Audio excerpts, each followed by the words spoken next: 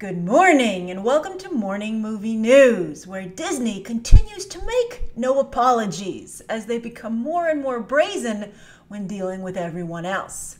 Now, they've been making a lot of moves with establishing their own streaming service, which we've been discussing. For instance, they pulled out of Netflix pretty close to when they actually made the deal, so it didn't last for that long. And I think we all believe that they're going to start their own service to not only deliver their own content to you, kind of like Netflix does now, but of course to deliver theatrical releases to the home sooner rather than later. And I think the first step has been Movies Anywhere. They used to have Disney Movies Anywhere, but they teamed up with the other studios to start this new service. They haven't really done anything with it, but I do believe that these are the first steps that are being taken. And now one has to wonder if there is a time in the near future where Disney will open their own movie theaters. We've actually discussed this. I believe one of you asked me about this, if this was a possibility.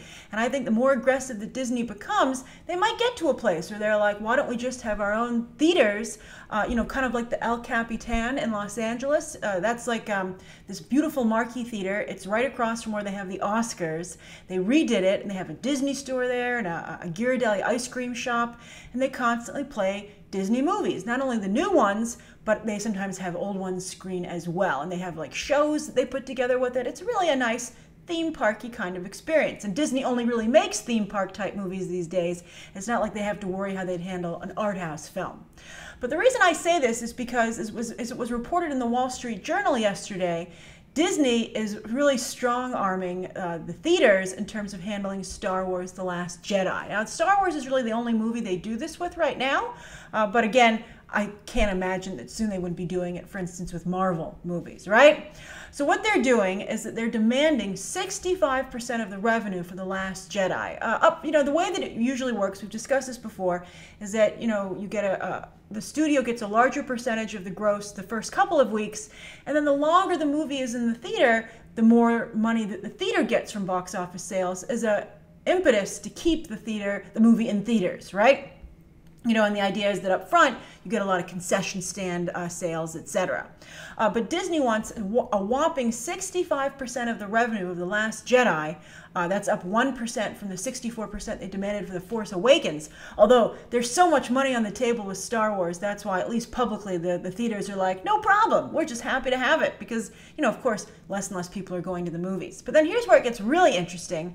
Disney is putting in a 5% penalty against the theaters to make them have to give 70% if they don't play Star Wars: The Last Jedi in their biggest theaters for 4 straight weeks. That's crazy. And I would be curious if just like one show, because they'll have it like on 4 screens, right? Does it need to be the 4 biggest, or can it just be on the biggest theater and then maybe like a couple ones sizes down, right? And then it's up to the audience member to do their research. I don't know about you, but all the theaters that I go to regularly, I know how big each theater is. I know their numbers. I know the layout.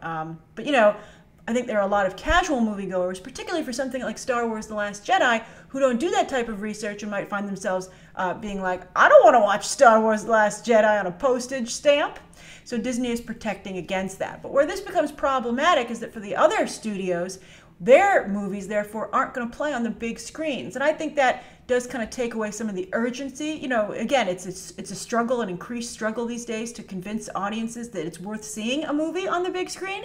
And if it can't even play on the biggest screen, well, then maybe it will be impossible to convince them to go in. So the movies that are going to suffer are Pitch Perfect 3, The Greatest Showman, that's the Hugh Jackman circus movie, and then Jumanji. Jumanji really needs a big screen, right?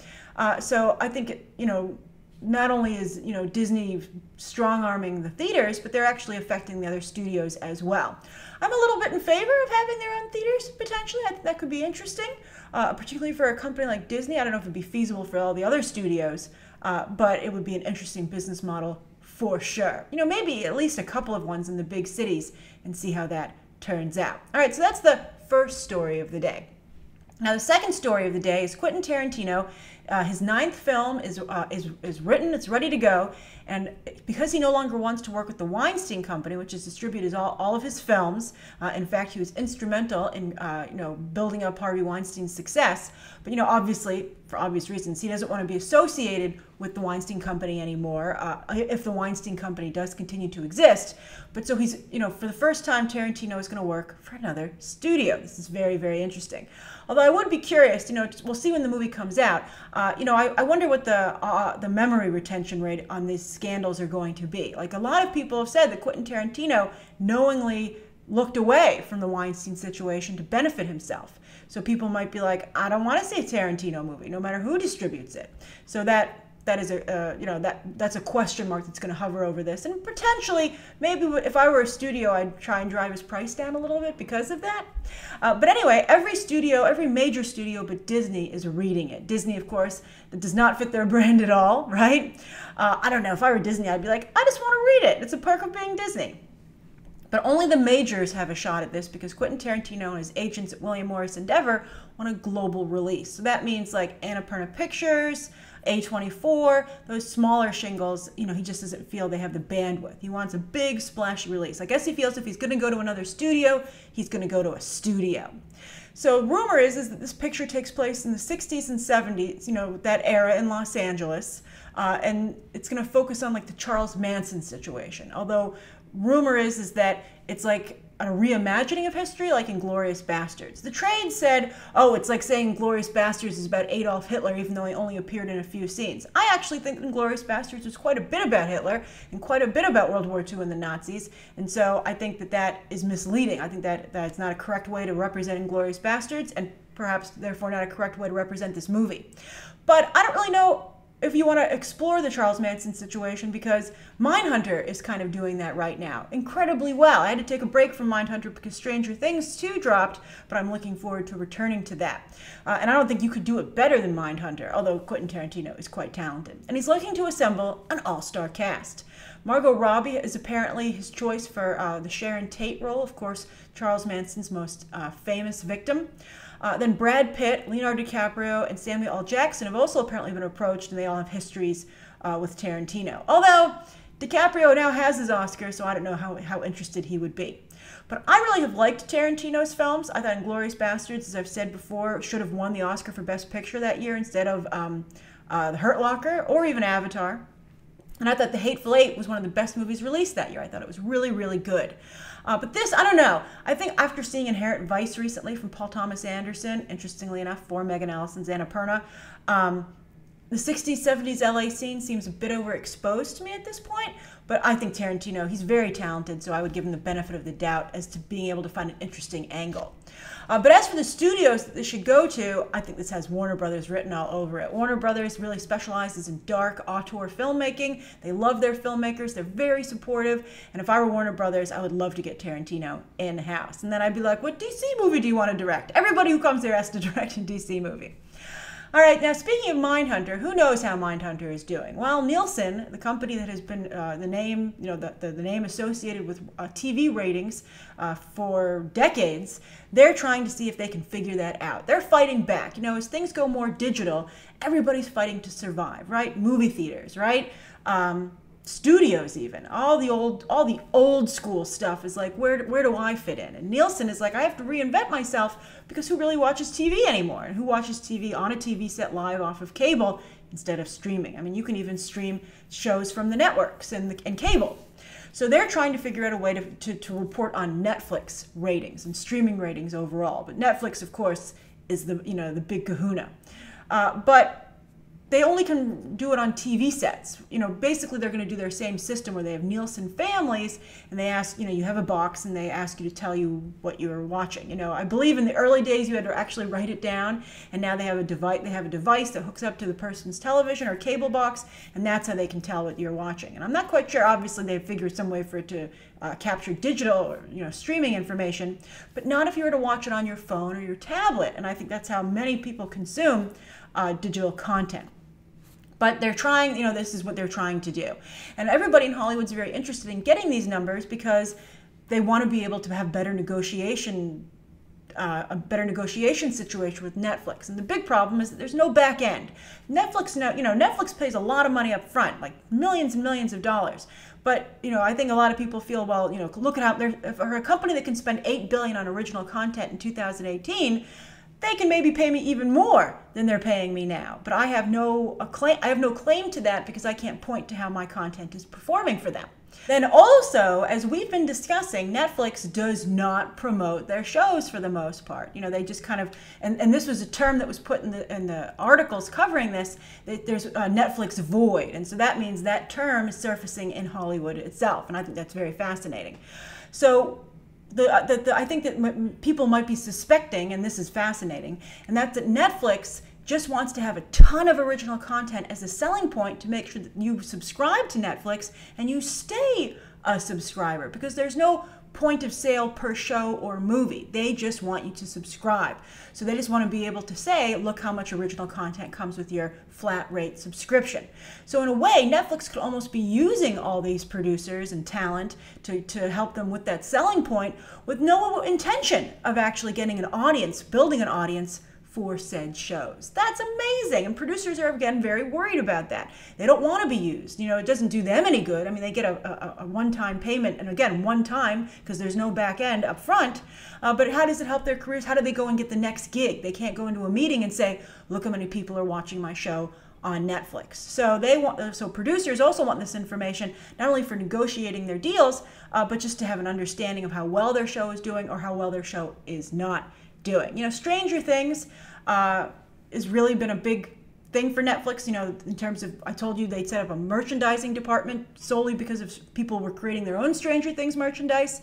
And also they did a very good job marketing Stranger Things. And they've worked very hard to market their comedy specials as well, come to think of it. But hopefully, Netflix will realize that they need to develop these departments as a whole for across their business model to make sure they promote everything. I would say even within the user face on Netflix, it's very hard to see what's new, and the order seems very weird. They have like an algorithm that tries to give you what you're interested in. So oftentimes when a new show pops up or a movie on Netflix, it takes me a couple of minutes to even find it when I log on, which should definitely not be the case. Then as for today's viewer question, that comes from Zachary Feel. And Zachary says, hey Grace, viewer question actor reinvention. Do you think an actor is more marketable if they stay in their lane and keep getting roles that they excel at? Or do you think all actors should diversify themselves to a point that they can do anything? Would that be a hindrance to their career? The two most extreme examples that I can think of are Liam Neeson versus Daniel Day-Lewis. One is always the same character, the other almost never. Obviously, extremely successful examples of both. But for the majority of Hollywood actors, what do you think is the easier path to be more successful? Very interesting question. And I think that, oftentimes we'll talk about, an actor's, brand, and a number of you feel that an actor by definition should be able to play any role. They should have a lot of, variety, right? And we've argued about that because I say, if you don't have a brand, you get paid less money. And that's really the big, that's where the paths divide. You have to decide, if you want to roll the dice, to be a leading actor who, there's less of them, right? So that there's less chance for success. But if you do manage to succeed, you're the star of movies, you get big paychecks, and again, you have a brand, right? You can do marketing. Like Mark Wahlberg is the biggest paid actor in Hollywood this year, and very little of that money comes from actually acting. A lot of it comes from, his brand in terms of promoting AT&T, their television, having his own reality TV show, Wahlburgers, his own restaurant chain, called Wahlburgers, etc. And that's all built again on the strength of his brand. And on a side note here, not everybody can be a character actor. You have to understand, I think actors need to be very self-aware and honest with themselves about what they have to offer. Do they have the ability to play a bunch of different characters? And also, do they have a strong personality and that charisma to be a lead? Not just anybody can be, it's not like you have the luxury, I guess, of choosing, right? Sometimes the choice is made for you by the ability that you have. Maybe you can't do either. It's a tough business. And also, Daniel Day-Lewis, by the way, isn't a perfect example of a character actor because while he's always different, he doesn't really disappear into the roles. I think you're very much aware that you're looking at Daniel Day-Lewis, and the selling point of Daniel Day-Lewis, he's a lead to some degree because you're like, it's one of the most respected and celebrated actors of all time. So anyway, you have to decide, you have to figure out what you can do. And then you have to decide if you want to roll the dice to try and go for one of those few lead spaces in Hollywood, right? If you're a marketable brand, if you could be a lead.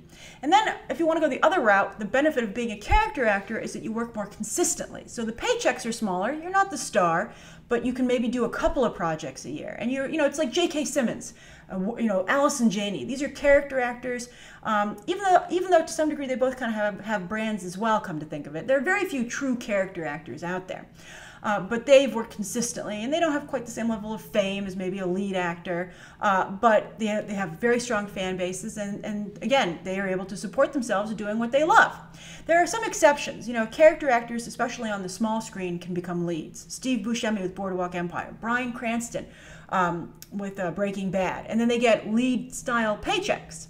But I think that as for an actor, again, you have to be very self-aware. You have to decide what path you can take, and then you have to decide what would be most rewarding to you. Do you want to be a big movie star? And also, are you willing to accept the possibility that that could never happen?